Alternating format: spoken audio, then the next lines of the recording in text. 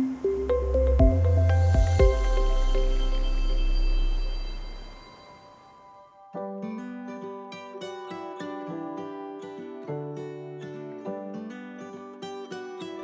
Hank Povey, Chairman of the Board for the Twin Lakes Canal Company. We are standing on the shore of the south lake of one of our reservoirs, one of our 4 reservoirs. So the system was built in the late 1800s, early 1900s. The canals and everything was built with horses and scrapers, and most of the farmers that were involved in that project during that time, most of those companies or farmers went broke. And so then the Amalgamated Sugar Company come in and purchased a lot of the farm ground and then leased it or sold it back to the farmers in order for them to continue their farming operations. So in our system, some of the canals has to go through deep gullies or ravines, and so they put an inverted pipe that one side it's higher than the other, so it comes down through. We have one that comes across the Bear River.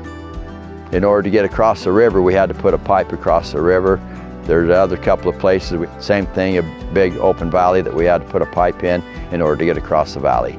So probably what's an interesting point of this is how those people back in the late 1800s, early 1900s, had a vision that they could go over to an area 27 miles away and be able to bring that water from that area over to this side of the valley and be able to irrigate their crops with that water that's originated over there. There was a lot of ingenuity and a lot of thought put into it in order to make that happen. I know that a lot of the people put a lot of time and effort into making this system what it is today.